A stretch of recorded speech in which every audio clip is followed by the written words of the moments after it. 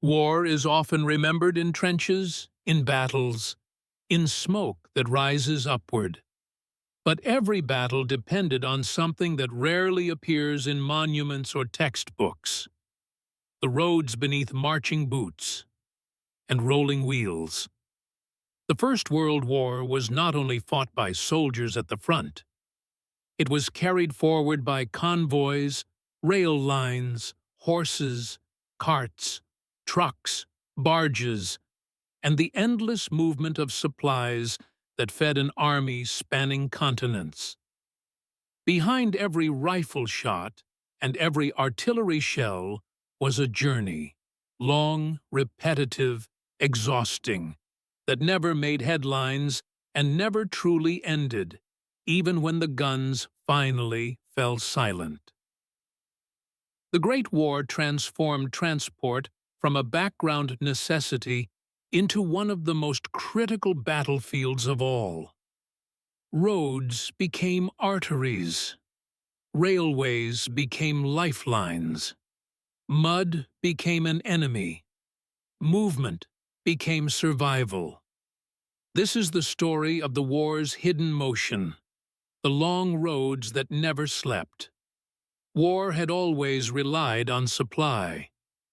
But the First World War multiplied the scale beyond anything the world had seen.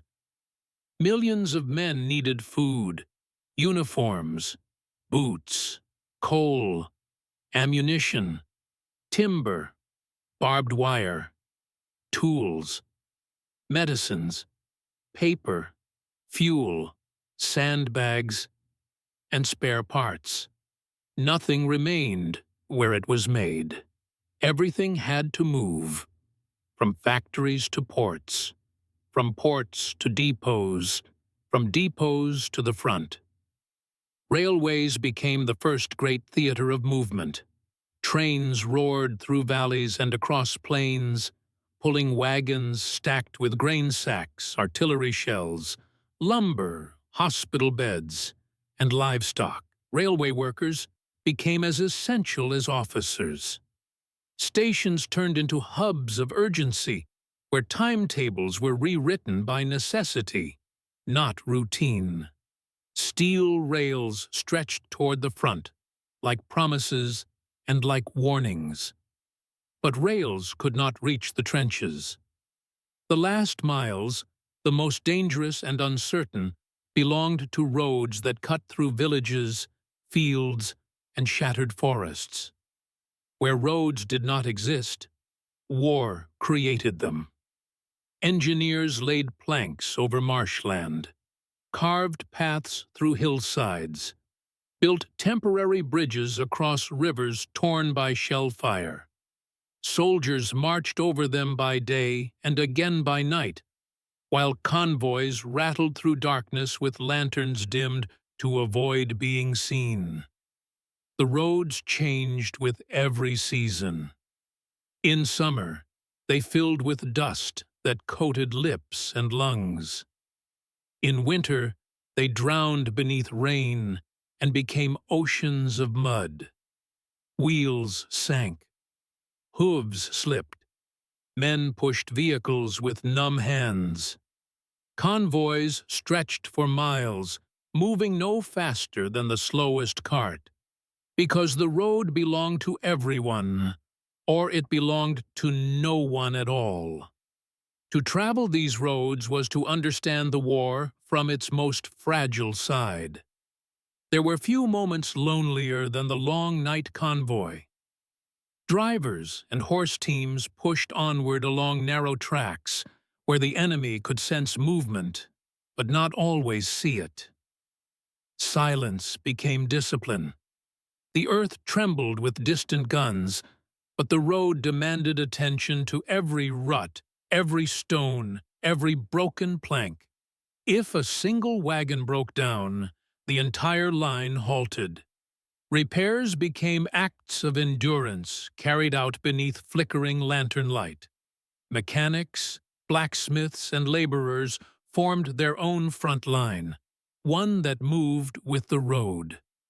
They forged nails, hammered rims back into shape, patched tires, reinforced axles, and coaxed engines into one more journey when everything in them begged to stop.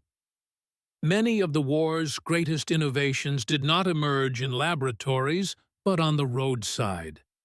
Improvised field garages became sites of invention. Drivers shared tricks for coaxing sputtering engines back to life. Engineers redesigned trucks to handle uneven terrain. Simple wooden sleds replaced wheels in snowbound areas. The war taught an entire generation new ways to keep motion alive. For soldiers marching alongside convoys, the road became a geography of memory.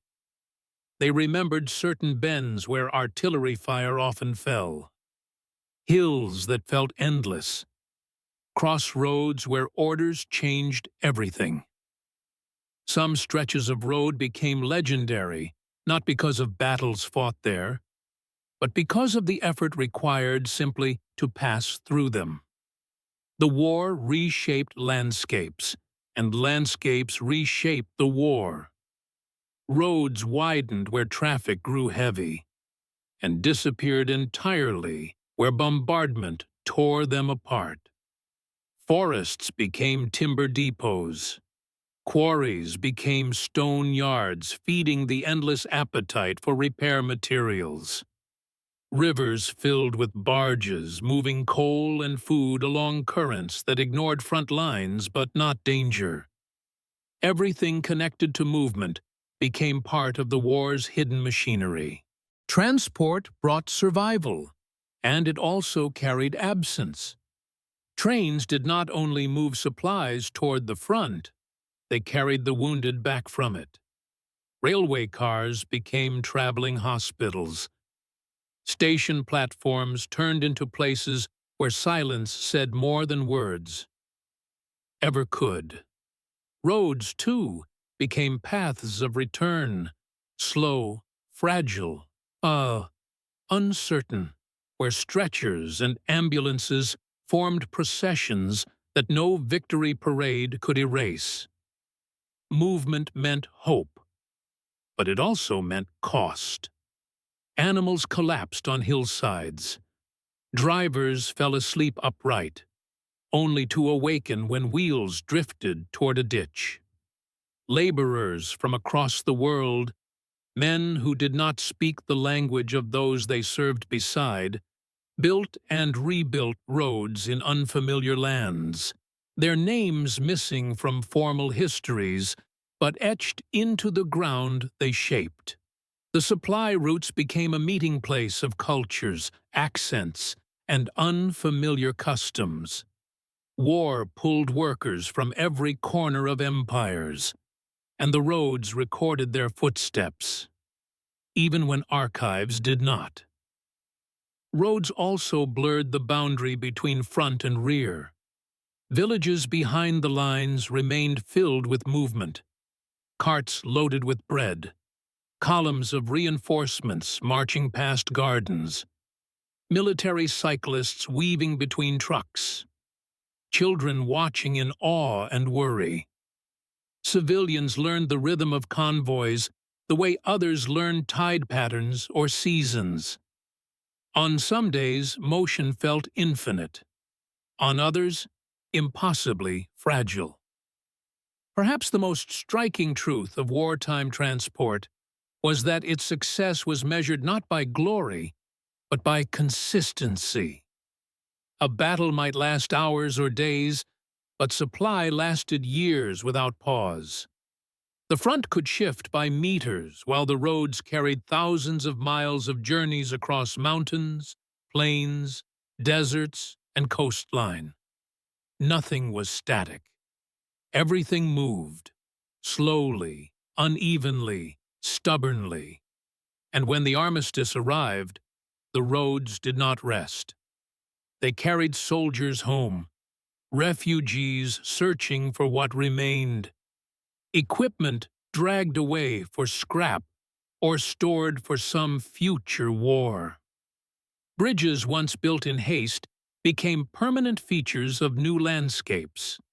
Disused rail spurs rusted beside fields that slowly remembered how to grow crops again. The war ended on paper, but the roads, still scarred and rutted, remembered every journey made across them. Convoys left grooves that rain could not wash away. Footsteps pressed stories into dust. Wheels echoed across years as ruins faded, and new buildings rose beside paths first carved for war. The Great War is often recalled through its silence, its graves, its shattered cities, but it is also written into the lines that cross terrain and connect communities.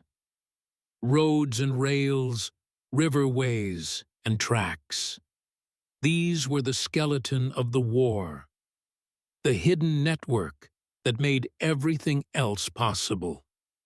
They held no medals, no uniforms, no songs, only persistence. And persistence, even more than strength, carried the war forward. The roads never slept, and because they did not, the war endured as long as it did.